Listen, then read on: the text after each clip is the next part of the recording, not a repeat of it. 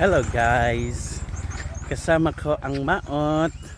Yan, pupunta kami sa aming kapitbahay kasi daw nagkatay daw sila ng baboy, and yung benta ng kilo dito ay 250. Then nalaman namin na problema siya kasi maraming karne, konti yung buyer. So pupunta kami doon, titignan namin kung meron pang available na karne. Bilhin namin lahat. Bilhin namin lahat. Marami kaming pera, eh. Hoy, joke lang, baka mabash kami ha. Ay, joke lang yan. Excuse me. So tingnan niyo yung kabundukan, no? Wow, ko ay. Oh, yan. Yan yung bundok namin. Hindi umahanap ko yan, no? Hindi mahanap yan pala. Yung mais nila, oh. Yan. Gagmay ay. Daming na mais. Ganda ng mais nila. Pwede na itong iluto.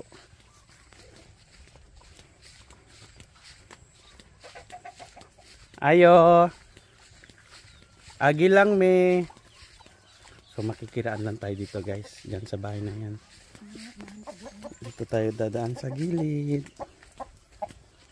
Yan yung bundok namin guys. So yan. Yan. Namatay ang ito. Yun yung pupuntahan namin, yung kapitbahay namin. Isa sa mga kapitbahay namin.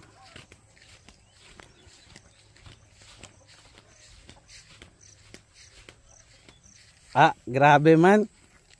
Murag polo ka baboy manggit ang imong gipakaon karong adlaw, sir. Basta kagikan. Naglahog kag baboy? Sa aman? Ah, si Ma'am Diamond, nada? Ning ulig na awan? Akala ko ba nagkatay sila ng baboy? Ha? Ganina alam ko siya larga. O hindi sila nagkatay ng baboy? Andre, iron nga dre. Oo? Mudili mo dayon kay kulang tao daw. Kulit tao. Walora ka tao dong kago to. Nagsaad? Ya. Ako ang buya gatos siguro kapya na mabuya. Uy. Kay wala nangulag ba. Inahin? Inahin dili. Namin talanya. Wala ginangulag.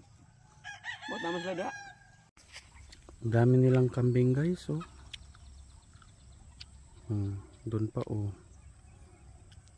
Dami. Close up natin. So, malapit na tayo. Excited ka na makakain ng karne? Yes. Karne sa baboy. Kasi, first time namin kumain ng karne ng baboy. Dahil wala kaming pambili.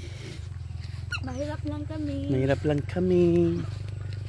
Ayo! Ayo! Asa si Ma'am Diamond, sir? Ha? Nagkatay mo baboy? Suon na niya. Bye-bye. Ha? Ang iyang suon. Sa bye-bye ra nagihaw. Ah, dili ka mo? Dili. Pabinako ka mo.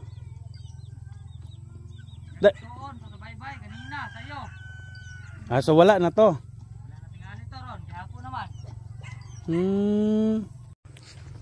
So, ayun.